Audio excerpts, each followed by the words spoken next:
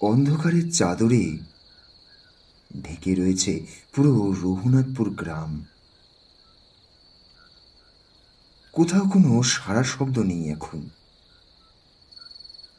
প্রকৃতি যেন নিশ্চুপ হয়ে আগামী দিনের অপেক্ষায় বসে আছে। এই গভীর রাতে গ্রামের শেষ প্রান্তে যে ঘন জঙ্গলটা রয়েছে সেখানে একজন মানুষের অস্তিত্ব চোখে পড়ে। লোকটা খুব দ্রুত পায়ে, হাতে একটা ব্যাগ আর টর্চ নিয়ে হেঁটে আসছে। বলা ভালো, প্রায় দৌড়ে আসছে। লোকটা কোনো উন্মাদ বা বদ্ধ পাগল নয়, এমনকি কোনো মদ্য মাতালও নয়। ইনি হলেন এই গ্রামেরই ডাক্তার শ্যামল বদ্যি। সে হাঁটতে হাঁটতে মুখে বলে চলেছে, আহা, অনেক রাত হয়ে গেল। এত রাত্রে রুগী দেখতে পাশের গ্রামে যাওয়াটা আমার মোটেও ঠিক কাজ হয়নি। ইতুলি আমায় পই পই করে বারণ করে দিয়েছিল, কিন্তু এখন কি আর করা যাবে। তবে এখন গ্রামে যা যা ঘটে চলেছে সেটাই আমাকে বারবার ভাবিয়ে তুলছে। না না, থাক, এখন আর এইসব নিয়ে বেশি ভাবা যাবে না। এইসব বলতে বলতে শ্যামলবাবু আরো জোরে পা চালায়। আসলে এই গ্রামে ইদানিং এক ভয়ানক ঘটনা ঘটছে। একের পর এক বাচ্চা ছেলে মেয়ে নিখোঁজ হয়ে যাচ্ছে। কেউ জানে না তারা এখন কোথায়। অনেক কাঠঘর পুড়িয়েও কোনো হদিশ পাওয়া যায়নি তাদের। গ্রামবাসীরা এটা ছেলে ধরার কাজ ভাবলেও শ্যামলবাবুর মন এই বাহানায় সায় দেয়নি। উনি বিশ্বাস করেন এ নিশ্চয়ই কোনো অলৌকিক ঘটনা। ঘন জঙ্গল এখন প্রায় পাতলা হয়ে গেছে। সোজা তাকালেই দেখা যায় একটা দোতলা বাড়ি। এই দিক পানে শ্যামলবাবু কোনোদিন তেমন আসেননি, এমনকি যাওয়ার সময়ও অন্য রাস্তা ধরে উনি গিয়েছিলেন। নিহাত তাড়াতাড়ি হবে বলে এই রাস্তা দিয়ে ওনার ফেরা। সুতরাং সামনের ওই দোতলা বাড়িটা যে কার তাও ওনার ঠিক জানা নেই। এখন অবশ্য জেনেও কাজ নেই।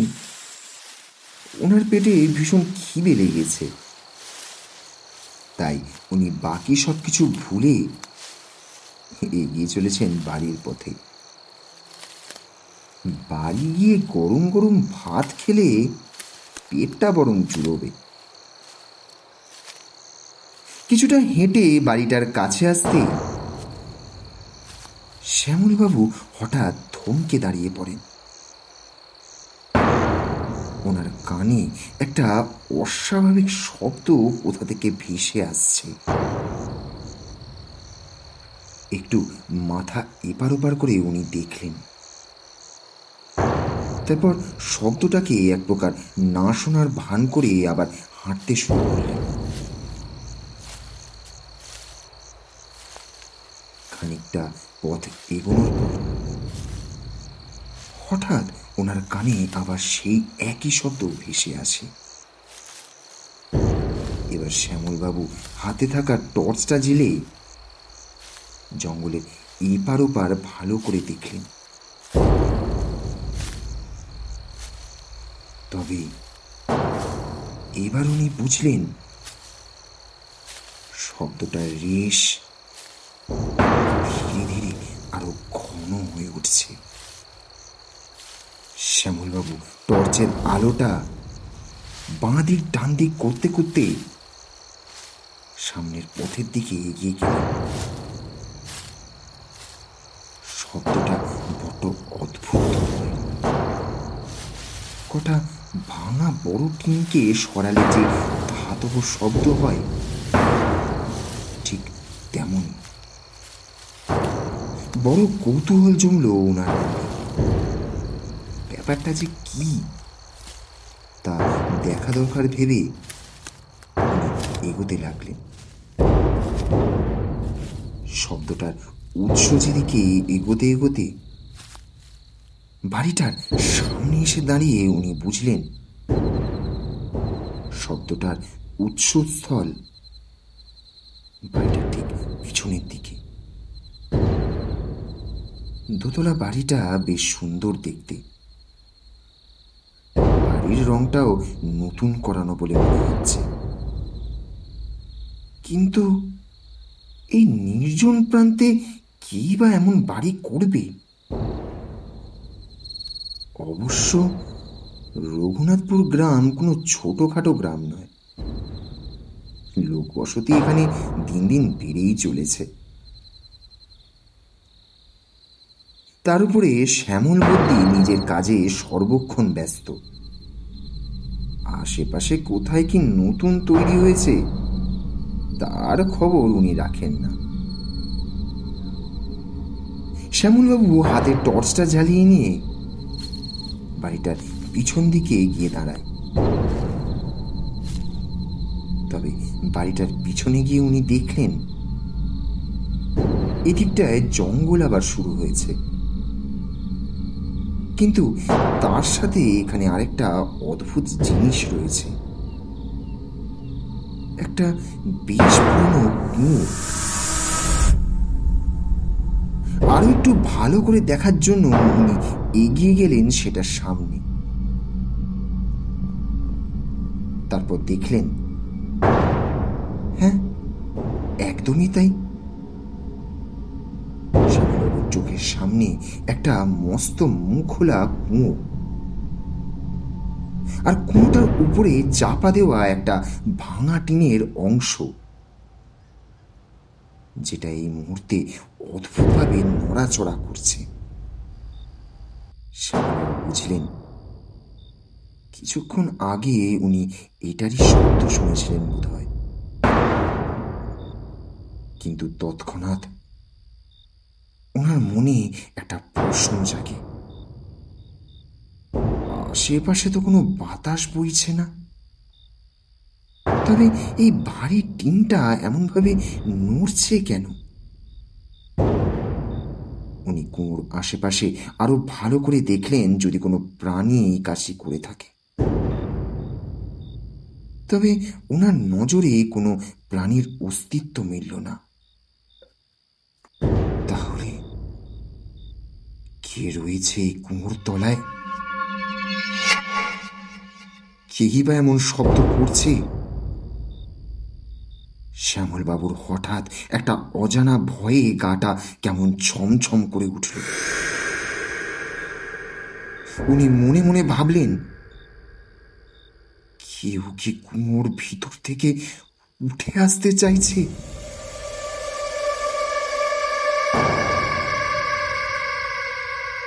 কুয়োর একটু দূরে দাঁড়িয়ে উনি সেদিকে তাকিয়ে রইলেন। তবে ওনার চোখের সামনে এখন যা ধীরে ধীরে ঘটছে তা দেখে ওনার বুদ্ধি কাজ করছে না। উনি বুঝতে পারছেন না এখন এই নির্জন স্থানে এক মুহূর্ত কি দাঁড়ানো উচিত। তবে কোনো এক মন্ত্র বলে উনি নিজেকে এই জায়গা থেকে সরাতে পারছেন না। না, শত চেষ্টার পরেও উনি বুঝলেন এক পাথরের মূর্তির মতো ওনার দুই পা এই জায়গায় জমে গিয়েছে। শ্যামলবাবু সেখানেই দাঁড়িয়ে আতঙ্ক ভরা দৃষ্টিতে দেখছেন কুয়োর ওপরে ঢাকা দেওয়া ভাঙা টিনটা এবার আস্তে আস্তে সম্পূর্ণ সরে গিয়েছে। টিনটা এক ঝটকায় মাটিতে পড়ে ভীষণ বিচ্ছিরি এক কান ঝালাপালা করে দেওয়ার মতো শব্দ করল। শ্যামল বদ্যির কৌতূহল ভিতর ভিতর বৃদ্ধি পাচ্ছে। তবে তিনি এই জায়গায় আর এক মুহূর্তের জন্য দাঁড়াতে চাইছেন না। কিন্তু আজ যেন ওনার দুই পায়ে একটুও কথা শুনছে না। ওনার চোখ দুটো যেন কোনো এক পরম প্রাপ্তির আশায় সম্পূর্ণ খুলে রয়েছে। কিন্তু এ কি? হঠাৎ উনি দেখলেন ওর নিচ থেকে কে যেন উপরের দিকে উঠে আসছে। শ্যামলবাবু খুব লক্ষ্য করে এবার দেখলেন সেটা একটা নারী শরীর ধীরে ধীরে মাথাটা বের করছে ওই কুয়োটা থেকে। তারপর আস্তে আস্তে তার সর্বশরীর ভীষণ কায়দা করে বের করতে লাগলো কুয়োর বাইরের দিকে। আতঙ্কিত নজরে শ্যামলবাবু সেই দিকেই তাকিয়ে রয়েছেন। তবে এবার ওনার সামনে এসে দাঁড়িয়েছে এক মহিলা। তার সারা দেহ সাদাটে, মাথার কেশ থেকে দেহের বস্ত্র সমস্তটাই সাদা। নারী শরীরটার হাতে লম্বা লম্বা ধারালো নখ। শ্যামলবাবু মনে মনে ভাবতে থাকেন,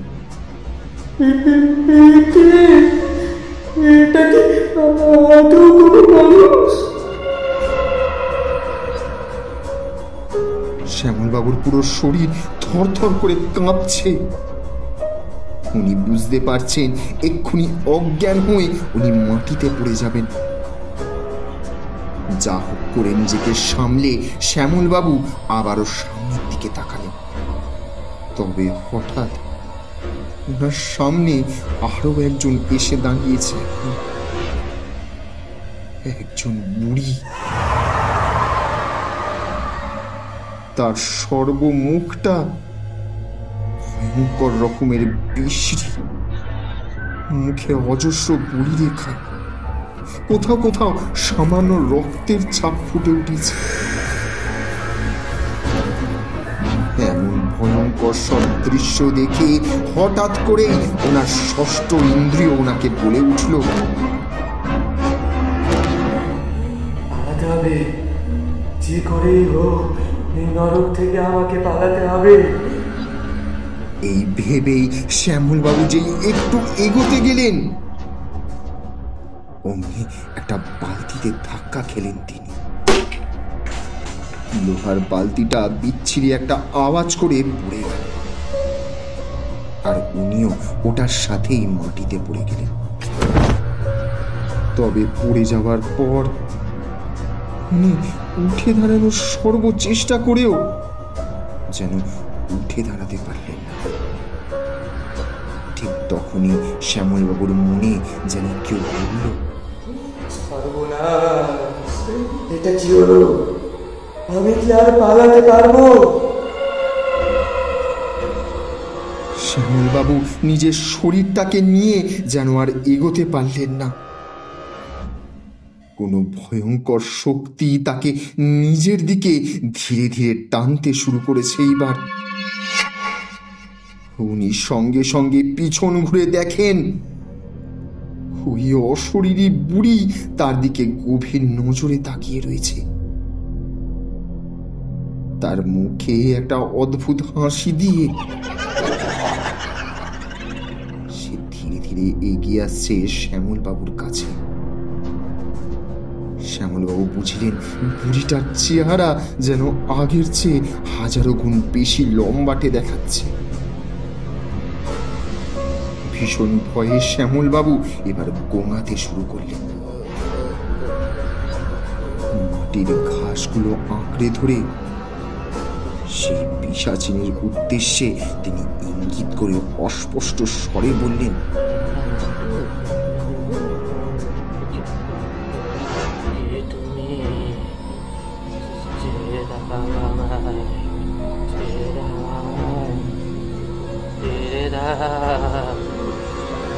তবে সেই বুড়ি কোনো কথা বলছে না,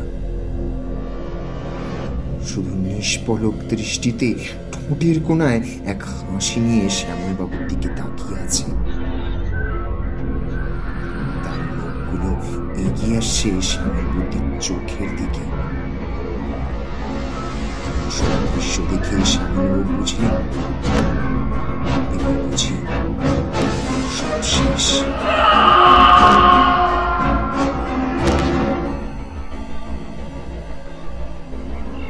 বাচ্চারা, ইনি হচ্ছেন তোমাদের নতুন মাস্টার মশাই প্রমোদ চট্টোপাধ্যায়। আজ থেকে উনি তোমাদের বাংলা পড়াবেন। তোমরা সকলে স্যারের কথা মতো পড়াশোনা করবে। কোনো নালিশ যেন আমি শুনতে না পাই, কেমন? কথাগুলো বলে ক্লাস থেকে বেরিয়ে গেলেন রঘুনাথপুর প্রাইমারি স্কুলের হেডমাস্টার মশাই ভবতোষ আচার্যগণ। উনি বেরিয়ে গেলেই প্রমোদ স্যার ব্ল্যাকবোর্ডের সামনে এসে দাঁড়ান। তারপর ক্লাসের বাচ্চাদের দিকে তাকিয়ে উনি লক্ষ্য করলেন ছাত্রদের মুখে যেন একটা অজানা ভয়ের ছাপ স্পষ্ট ফুটে আছে। কোনো একটা বিষয় নিয়ে তারা বেশ বিচলিত। প্রমোদবাবু আবার আশেপাশে চোখ ঘুরিয়ে দেখলেন স্কুলটা তেমন উন্নত নয়, বেঞ্চের কোনো বালাই নেই।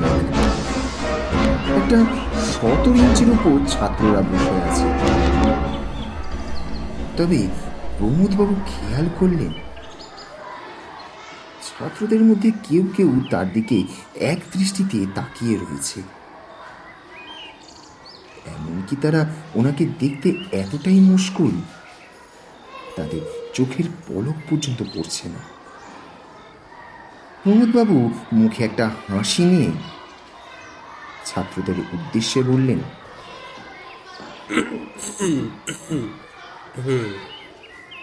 তোমরা কেউ ভয় পেও না। আমি খুব মারকুটে স্যার নই। পড়া না পারলে আমি কাউকেই মারি না। হ্যাঁ, একটু আধটু বকাঝকা করি। তোমরা ভালো করে পড়া করলেই হবে। ভবতোষবাবুকে নালিশ আমি করব না। তবে প্রমোদবাবুর এই কথায় অনুরূপ প্রতিক্রিয়া তিনি পেলেন না। গোটা ক্লাস জুড়ে এক নীরবতা বিরাজ করছে। ছেলে মেয়েগুলো তার দিকে কেমন যেন অপলক দৃষ্টিতে তাকিয়ে রয়েছে। এই ব্যাপারটা প্রমোদবাবুর নজর তেমন এড়িয়ে গেল না। পরিস্থিতি সামাল দিতে তিনি সামনের একজন ছাত্রের দিকে তাকিয়ে তাকে একটা প্রশ্ন করলেন। কি হলো হে? বলো, তোমার নাম কি? তবে একটা আশ্চর্যকর বিষয়, প্রমোদবাবুর কথায় ছেলেটা যেন ভূতাক্রান্ত চমকে উঠল। এতক্ষণে ক্লাসের ভিতরে যা যা ঘটেছে যেন কিছুই ওর কানে পৌঁছয়নি। প্রমোদবাবু একটু গলা ঝাড়িয়ে নিয়ে আবার জিজ্ঞেস করলেন, কি হলো হে? বলো, তোমার নাম কি? প্রমোদবাবু এবার দেখলেন ছেলেটা নিজের মাথা না ঘুরিয়ে এদিক ওদিক নিজের দুই চোখের মনি ঘোরাতে শুরু করেছে। ব্যাপারটা দেখে প্রমোদবাবুর বেশ গা ছমছম করে উঠল। তবে কিছুক্ষণ পর ছেলেটা পাশের জনের দিকে তাকালো। প্রমোদবাবু বুঝলেন মনে হচ্ছে কোনো একটা কারণে মারাত্মক ভয় পেয়ে আছে বাচ্চাটি। ঠিক এমন সময় পাশ থেকে আরেকজন কাঁপা কাঁপা গলায় বলে,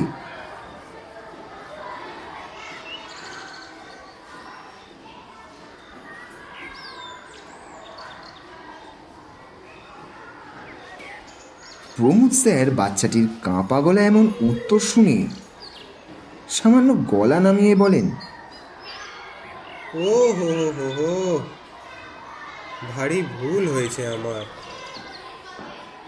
তারপর প্রমোদবাবু আরও কিছু বাচ্চার সামনে গিয়ে এইভাবেই আরও কিছু জনের নাম জিজ্ঞেস করে।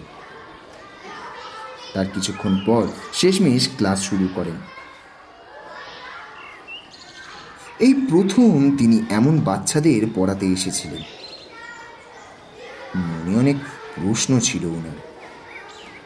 কেমন হবে ক্লাস, বাচ্চাদের দুষ্টুমি কতটা সহ্য করতে হবে, সেই সব নিয়ে ওনার মনে একটা প্রশ্ন থেকেছিল। তবে উনি যে প্রথম দিনে এত শান্তিতে ক্লাস কমপ্লিট করবেন সেটা তিনি ভাবতে পারেননি। কিছু মুহূর্ত পর স্কুলের ঘন্টা পড়তে প্রমোদবাবু ক্লাস থেকে বেরিয়ে প্রায় টিচার্স রুমের দরজার কাছে চলে এসেছিলেন। ঠিক তখনই পিছন থেকে একজন তার উদ্দেশ্যে ডেকে উঠল। টিচার্স রুমের দরজার বাইরে থমকে দাঁড়িয়ে পড়লেন প্রমোদবাবু। তারপর করিডোরের দিকে নজর ঘুরিয়ে দেখেন ওনার ক্লাসের সেই দুই বাচ্চা ওনার সামনে এসে দাঁড়িয়েছে। প্রায় দৌড়ে প্রমোদবাবুর কাছে আসে তারা। তারপর প্রমোদবাবু তাদের দিকে ইঙ্গিত করে বলেন, কি হয়েছে, এমন হাঁফাচ্ছ কেন তোমরা? কিছু কি বলবে আমায়?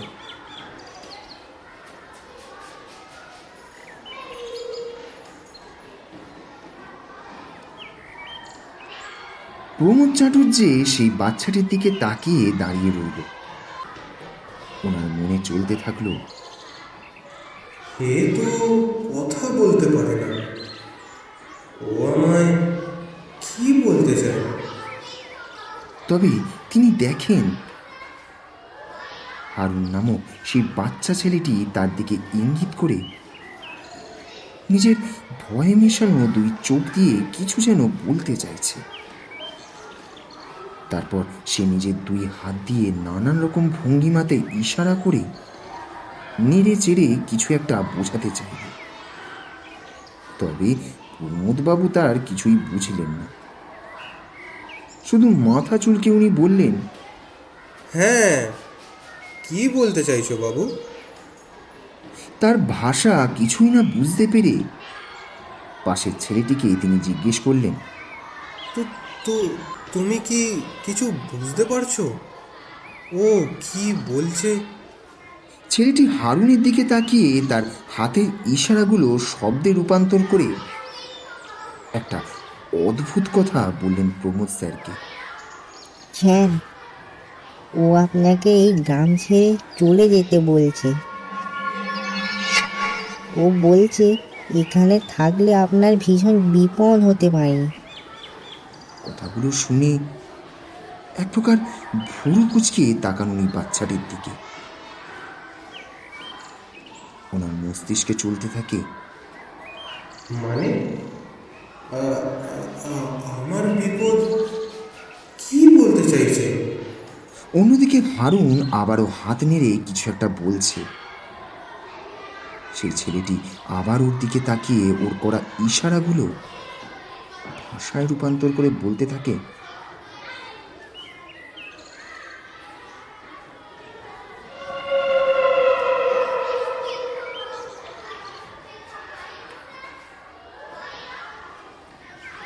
প্রমোদবাবু কিছু মুহূর্তের জন্য থমকে দাঁড়িয়ে পড়ে। ডাইনি, এই ডাইনি আবার কোথায়?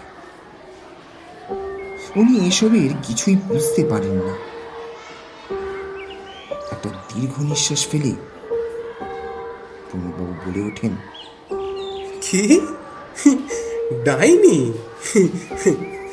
এসব এসব কি বলছো তুমি?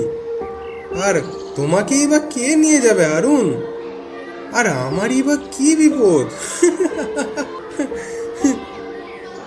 উনি নিছক বাচ্চাদের খেলা ভেবে হারুন আর তার বন্ধুর বলা কথাগুলো সবটাই হেসে উড়িয়ে দিলেন। ঠিক এমন সময় হঠাৎ করে ভবতোষবাবু টিচার্স রুমের কাছে এসে দাঁড়ালেন। প্রমোদবাবু তাদের থেকে কোনো উত্তর পাওয়ার আগে ভবতোষবাবু বলে বসেন, কি হয়েছে? তোমরা ক্লাসের বাইরে কেন? যাও, ক্লাসে যাও। ছেলেগুলো হঠাৎ ভবতোষবাবুর ভারী গলার শব্দ শুনে এক প্রকার তথস্থ হয়ে যায়। প্রমোদবাবু লক্ষ্য করে দেখেন হারুনের শরীরটা ভয়ে একবার ঝটকা দিয়ে উঠল। আঙুলগুলো সঙ্গে সঙ্গে মুখে নিয়ে দাঁত দিয়ে কামড়ে বসে সে। ভবতোষবাবু ফের বলেন, নতুন স্যারকে কিছু বলছো নাকি? প্রমোদবাবু পরিস্থিতি সামাল দিতে হঠাৎ বলেন, ও কিছু না স্যার, ওরা পড়ার বিষয় নিয়ে আমায় কটা প্রশ্ন করছিল। ওর নাম হারুন, ও কথা বলতে পারে না স্যার। ভবতোষবাবুকে দেখে তবে হারুন কানে আর শুনতে পায়। বন্ধু ফের ক্লাসে ঢুকে যায়। ভবতোষবাবু চলে যান সেখান থেকে। তবে ওনার যাওয়ার আগে প্রমোদবাবু দেখেন হারুন আর সেই ছেলেটি ওনার দিকে একটা অদ্ভুত দৃষ্টিতে তাকিয়েছিল। উনি বুঝলেন সেই চোখে শুধু কৌতূহল ছিল না, সাথে সীমাহীন ভয়ের ছাপ ছিল।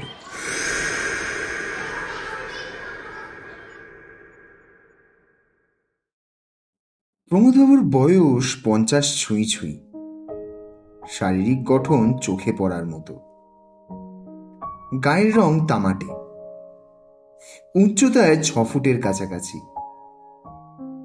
ওনার বাড়ি শশীপুর নামক এক গ্রামে। সেখানে ওনার স্ত্রী আর এক ছেলে থাকে, সঙ্গে থাকেন এক বৃদ্ধা মা। এই চাকুরি জীবন প্রমোদবাবুর বেশ পছন্দের। বাংলা ভাষা, বাংলা সাহিত্যকে নিয়েই উনি বেঁচে রয়েছেন। তবে উনি দুঃস্বপ্নেও কল্পনা করেননি এমন এক অজ পাড়া গায়ে ওনাকে পড়াতে আসতে হবে। রঘুনাথপুরকে একবারে দেখাতেই কারোর মুখ দিয়ে বেরিয়ে আসবে ইঁদো গ্রাম। নিত্য প্রয়োজনীয় কিছুই এখানে তেমন পাওয়া যায় না। একটা দোকান খুঁজতে গেলেও পাশের গ্রামে যেতে হয়। এমন একটা গ্রামে যে তাকে মাস্টার হিসাবে উঠে আসতে হবে তা কেই বা ভেবেছিল। আগের জীবনে নিশ্চয়ই কোনো পাপ করেছিলেন তিনি, স্যার আমি না, তাই এই শাস্তি এটা পেয়েছেন। হারুন। আপনি তবু একটু প্রমোদবাবু বলতে এই চান? চাকরি জীবন পছন্দের বলে খানিকটা রক্ষে। কিন্তু প্রাইমারি স্কুলের ছাত্রদের পড়ানোর মতো তেমন কিছুই নেই।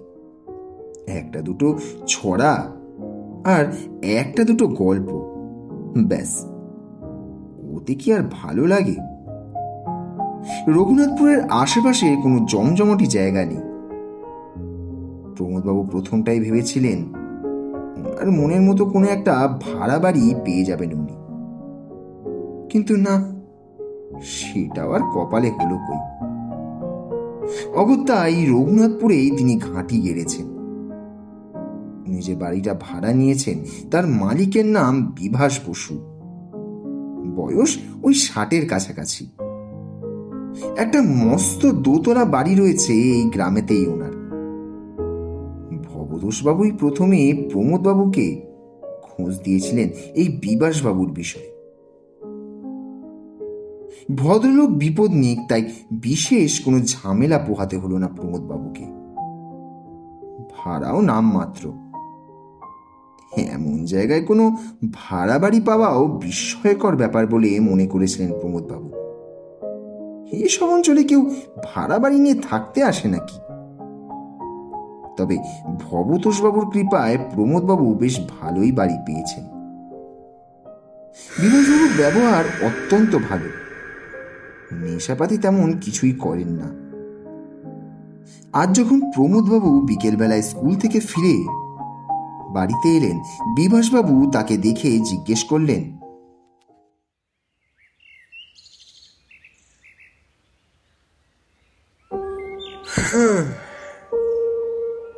তা মন্দ নয়, ছেলেগুলো বেশ বাধ্য। স্যার, ও বলছে ও নাকি মরে যাবে, গ্রামের বাকি বাচ্চাদের মতো ওকেও ডাইনি তুলে নিয়ে যাবে। কোন খবর?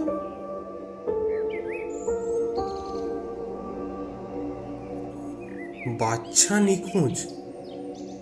না, এ নিয়ে তো আপনার কাছেই শুনলাম।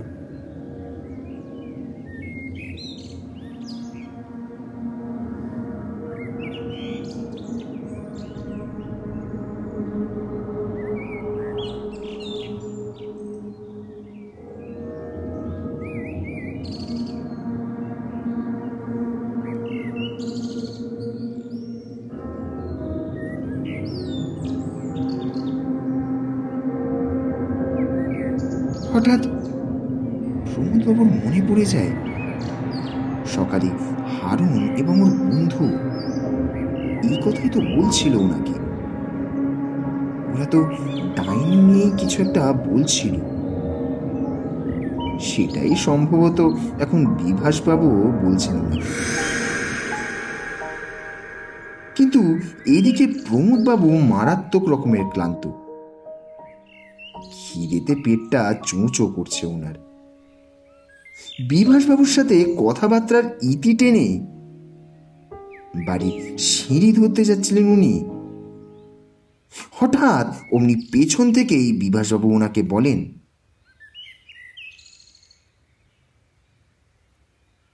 কথা? হ্যাঁ, বলুন না।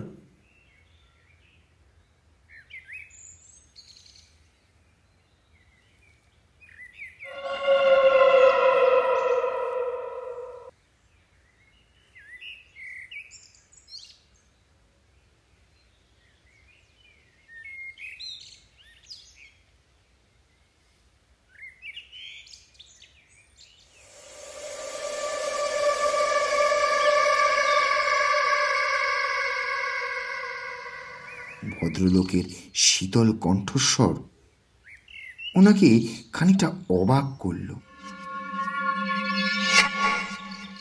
প্রমোদবাবু হালকা ঘাড় নাড়িয়ে হ্যাঁ সূচক উত্তর দিয়ে চুপচাপ উপরে উঠে আসতে যাবেন, ঠিক সেই সময় ওনার চোখ পড়ে যায় বারান্দার ডান দিকের একটা ঘরের দিকে। ঘরের দরজার পাল্লাটা কিছুটা খোলা রয়েছে। প্রমোদবাবু লক্ষ্য করলেন সেখান থেকে দুজোড়া চোখ ওনার দিকেই স্থিরভাবে চেয়ে রয়েছে। আগন্তুকের লম্বা লম্বা চুল দেখে বোঝা যায় এ কোনো মেয়ে মানুষ। বাড়িওয়ালাকে কোনো প্রশ্ন করার অবস্থায় ছিলেন না প্রমোদবাবু। প্রায় দুলতে দুলতে তিনি উপরে উঠে আসেন।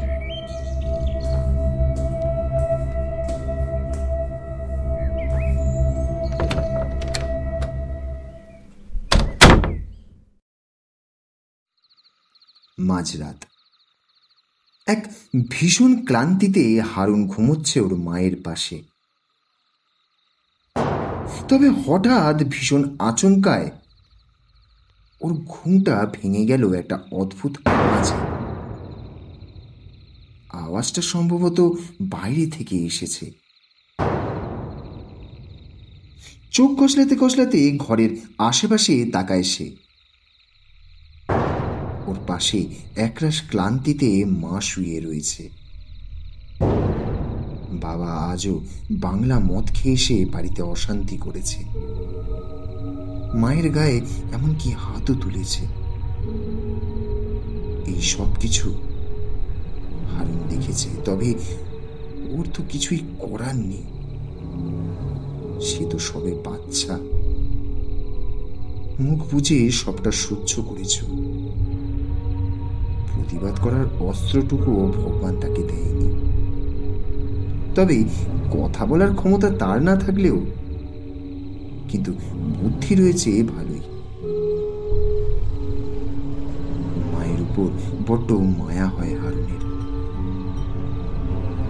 ওর মাও তো ওর মুখের দিকে চেয়ে বেঁচে রয়েছে। ওদের কোনো আত্মীয় নেই। যেদিন সবাই হারুনের বাবার সাথে অন্য এক মহিলার সম্পর্কের কথা জানতে পারে, সেদিন থেকেই প্রত্যেক আত্মীয়রা তাদের থেকে মুখ ঘুরিয়ে নিয়েছে। ওর বাবাকে সেই থেকেই ঘৃণা করে হারুন। মাঝে মাঝে মনে হয় লোকটাকে কাটারি দিয়ে কুপিয়ে মা আর হারুন বিষ খেয়ে মরে। কিন্তু ওই যে নিয়তি। হঠাৎ আবারও একই শব্দ বাইরে থেকে শুনতে পেল হারুন। বলা বাহুল্য, হারুন মুখে কিছু বলতে না পারলেও কানে সবটাই শুনতে পায়। বাইরে থেকে সূক্ষ্ম একটা আওয়াজ ভেসে আসছে। ভালো করে কান পাতলে বোঝা যায় আওয়াজটা ক্রমাগত হয়েই চলেছে। হঠাৎ হারুনের মাথায় সন্দেহের পোকাটা নেড়ে ওঠে। খাট থেকে নেমে জানলার কাছে এগিয়ে এলো। বাইরে অন্ধকার থাকলেও পূর্ণিমার চাঁদের আলোয় বাইরেটা পুরো আলোকিত করে রেখেছে। সেই আলোতে হারুন দেখে বাইরে দাঁড়িয়ে রয়েছে তারই বন্ধু বাষ্প। দূর থেকে হারুনের দিকে হাত নাড়ছে সে। কিন্তু এত রাতে সে এখানে কি করছে? কিছু হলো নাকি? অন্য কোনো ভাবনা চিন্তা মাথা থেকে কর্পূরের মতো উবে গেল হারুনের। সে অজানা এক মন্ত্র বলে বেরিয়ে এলো বাইরে। বাষ্প এখনো দাঁড়িয়ে আছে ঠিক একই জায়গায়। সে হাত নেড়ে তাকে হাতছানি দিচ্ছে। তবে এবার সে পিছনের দিকে হেঁটে যাচ্ছে। হারুনের মাথায় হঠাৎ একটা প্রশ্ন ওঠে, কোথায় যাচ্ছে বাষ্প? মতলব কি ওর? হারুনও কিছু না ভেবে এগিয়ে চলেছে তার পিছন পিছন। এক সময় ওরা এসে পৌঁছয় গ্রামের একেবারে শেষ প্রান্তে।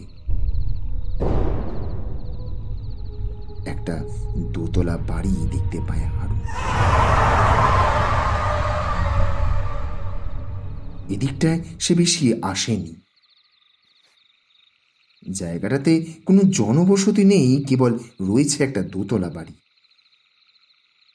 বাড়ির মালিককেও সে কখনো দেখেনি। হারুন দেখে বাষ্প ধীরে ধীরে বাড়িটার পিছন দিকে চলে গেল। হারুনও পিছু ধরল তার। তবে এদিকটায় আসতেই হারুনের সারা শরীর বেয়ে একটা হিমশীতল স্রোত বয়ে গেল। গাটা হঠাৎ ছমছম করছে ওর। সে দেখে বাষ্প সামনের দিকে এগিয়ে চলেছে। একটা বিশাল বড় কুয়ো রয়েছে সেখানে। এমন সময় হারুনের চোখের সামনে একটা অদ্ভুত ঘটনা ঘটে যায়। সে দেখে বাষ্প সেই কুয়োর উপরে উঠে ঝাঁপ দেয় তার ভিতরে। ঠিক সঙ্গে সঙ্গে ঝপ করে একটা আওয়াজ কানে আসে তার। হারুন ভয়ার্ত চোখে সেই সব দৃশ্য দেখে ভাবতে শুরু করে, কি এটা কি হলো? এটা কিভাবে সম্ভব? বাষ্প ওই কুয়োর তলায় ঝাঁপ দিল কেন? আর বেশি ভাবতে পারে না হারুন। এতক্ষণে ওর বোধ বুদ্ধি ফিরে এসেছে। মাথায় জাঁকিয়ে বসেছে ভীষণ এক ভয়। একটা চোরা আতঙ্ক ওর স্নায়ুকে ক্রমাগত দুর্বল করে তুলেছে। হঠাৎ গ্রামে হয়ে চলা ঘটনাগুলো মনে পড়ল ওর। কিন্তু এখন কি করবে সে? পালাবে? ঠিক সেই সময় হারুন দেখে কুয়ো থেকে কেউ একজন যেন বেরিয়ে আসছে। একজন নারী শরীর উঠে আসছে উপরে। হারুন নিজের দুই চোখ কচলে ভালো করে দেখল। সেই মহিলার মুখে অজস্র বলিরেখা নিয়ে সে দাঁড়িয়ে রয়েছে হারুনের চোখের সামনে। হঠাৎ হারুনের মনে ওঠে এটা সেই ডাইনি বুড়ি। প্রমোদ বাবু, সেই ডাইনি খ্যার খ্যারে গলায় হারুনকে বলে, কি হয়েছে ওরা? চল আমার সাথে। ওই নিচে গ্রামের ছেলেগুলো খাটে, সঙ্গীরা কথা শুনেছি। অপেক্ষা করছে আচ্ছা, তোর জন্য। খবরটা শুনেছেন তো? জানি না। আরে চল। ছানি খোঁজের ঘটনাটা হারুন পাথরের মূর্তির মতো সেই বুড়ির সব কথা শুনছে। এবার হঠাৎ হারুন দেখে যাই হোক, সেই আজ গ্রামে পুলিশ এসেছিল। এগিয়ে আসছে। গ্রামের কিছু জনের বয়ান নিয়ে গেছে সদর থেকে শেষবারের রঘুনাথপুর যা মতো। দূর, তা হারুনের থেকে মনে কেমন করে যে মায়ের তদন্ত মুখটা চালাবেন ওনারা কে জানে। এই গ্রামের লোকগুলোর পেটে তো বিদ্যে নেই। ওরা বলছে নাকি কোনো ডাইনি আছে। সব তো সব বোঘাস বাইরে কথা। থেকে ভীষণ এক বিচ্ছিরি শব্দ প্রমোদবাবুর কানে ভেসে আসতে ধরফর করে বিছানায় উঠে বসেন উনি। প্রমোদবাবু বুঝলেন আওয়াজটা খুব কাছ থেকেই এসেছে। বলা ভালো, ঠিক বাড়ির বাইরে থেকে শুনতে পেয়েছেন উনি। এমনিতেই অজানা জায়গা বলে ঘুমটা তেমন আসছে না ওনার। তার উপর ওনার ঘুম বরাবরই হালকা। সামান্য শব্দ কানে এলেই ঘুম ভেঙে যায়। প্রমোদবাবু এখন ঠিক রাত কটা বাজে দেখার জন্য ঘরের কমলা রঙের নাইট বাল্বের আলোয় মোবাইলটা হাতে তুলে নেন। তারপর দেখেন আহা, এ কি, ফোন তো সুইচ অফ। সর্বনাশ, কাল আবার একটু সকাল সকাল স্কুলে পৌঁছতে হবে। চার্জ না থাকলেই তো বিপদ। এদিকে ফোনের চার্জারটা ওনার ধারে কাছে নেই, আর ভীষণ তেষ্টায় গলাটাও শুকিয়ে যাচ্ছে ওনার। অগত্যা ওনার ইচ্ছা না থাকা সত্ত্বেও সেই বিছানা থেকে উঠতেই হলো ওনাকে। বিছানা থেকে নিচে নেমে প্রমোদবাবু খেয়াল করেন চার্জারটা পাশের ঘরেই রয়ে গিয়েছে। ব্যাগপত্রগুলো ও ঘরে এক প্রকার স্টোর করে রেখেছেন উনি। ফলে এত রাতে মন না চাইলেও ও ঘরেই যেতে হবে ওনাকে। তবে মানতে হবে ভাড়া বাড়িটা খাসা পেয়েছেন প্রমোদবাবু। দুটো বড় ঘর, একটা ছোট রান্নাঘর আর কিছুটা ফাঁকা করিডর। দুটো ঘরেই আবার বাথরুম রয়েছে। সব মিলিয়ে ঘরটা বেশ ভালো। এইসব ভাবতে ভাবতে উনি পাশের ঘরে পৌঁছন। তারপর দেওয়ালে হাত বাড়িয়ে ঘরের আলোটা জ্বালাতেই প্রমোদবাবু এক প্রকার চমকে ওঠেন। এই ঘরের কোণার দিকে যে একটা দোলনা লাগানো রয়েছে সেটা ওনার নজরেই পড়েনি। ঘরের ভিতরে ঢুকে দোলনাটায় একটু গা এলিয়ে বসলেন উনি। তারপর 7-5 ভাবতে ভাবতে হঠাৎ বিকালে বলা বিভাসকর কথাগুলো ওনার মনে ওঠে। সেই সাবধানমূলক কথাগুলো যতবার প্রমোদবাবুর মাথায় আসছে কতবারই একটা অজানা সন্দেহে মনটা যেন কু ডেকে উঠছে ওনার। ভদ্রলোকের চরিত্র নিয়ে উনি এখনই নানান কিছু ভেবে নিয়েছেন। হয়তো এখনো ঠিকমতো আলাপ জমিয়ে উঠতে পারেননি বলে এমনটা হচ্ছে ওনার সাথে। সমস্যার জোট আরো পাকিয়ে বসেছিল যখন উনি অন্ধকার ঘরে ওই মহিলাকে দেখেছিলেন। ওনার মস্তিষ্কে একটাই কথা বারবার চলতে থাকে, ভবতোষবাবু তো বলেছিলেন উনি বিপত্নিক, তাহলে ওই মহিলাটি কি কাজের লোক? কিন্তু তাই যদি হয়, তাহলে উনি ওই অন্ধকার ঘর থেকে তার দিকে অমনভাবে তাকিয়ে থাকবেনই বা কেন? 7-5 ভাবতে ভাবতে দোলনা থেকে উঠে জানলার পাশে রাখা ব্যাগ থেকে মোবাইলের চার্জারটা বের করে ফেলেন প্রমোদবাবু। তারপর দ্রুত পায়ে পাশের ঘরে এসে মোবাইলটাকে চার্জে বসান উনি। তবে তাড়াহুড়োর বশে একটা অস্বাভাবিক দৃশ্য ওনার নজর এড়িয়ে যায়। জানলা থেকে ঘরে প্রবেশ করছে চাঁদের আলো, আর সেই আলোয় দেখা যাচ্ছে ওনার বিছানার পাশে অবস্থিত জানলার ধারে দাঁড়িয়ে রয়েছে এক নারী শরীর।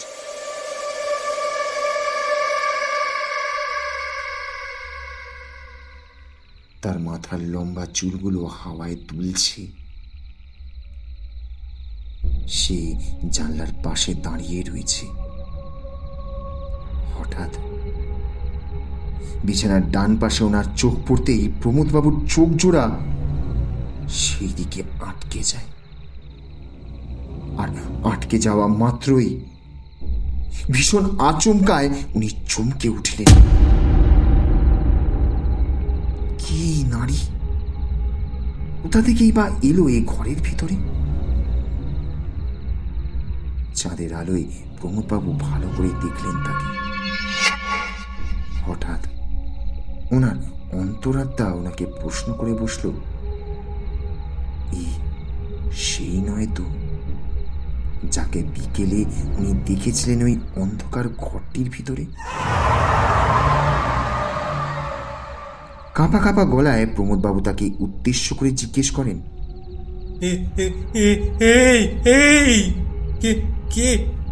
কে তুমি? আমার আমার ঘরে তুমি ঢুকলে কি করে? হ্যাঁ হ্যাঁ। তবে প্রমোদবাবুর কথায় সেই নারী মূর্তি কোনো জবাব দেয় না, শুধু পিছনে ঘুরে দাঁড়ায়। এতক্ষণে মহিলার শারীরিক গঠন আর রূপ দেখতে পেলেন প্রমোদবাবু। ও হ্যাঁ প্রমোদবাবু, আপনাকে কয়েকটা কথা বলতে চাই। তা দেখা মাত্রই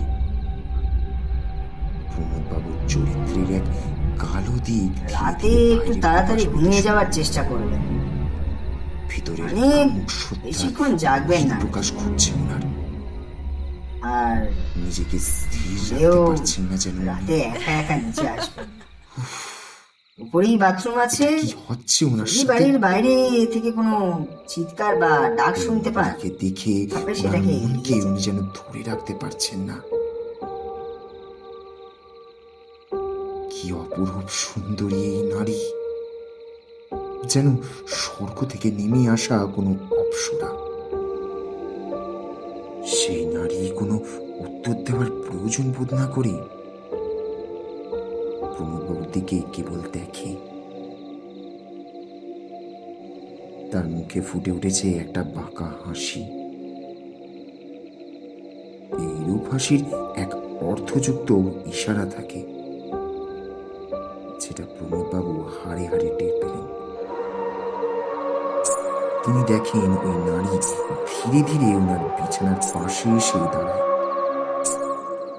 তারপর নিজের অপরূপ সুন্দর শরীর নিয়ে ওনার বিছানার উপর নিজেকে এলিয়ে দেয়।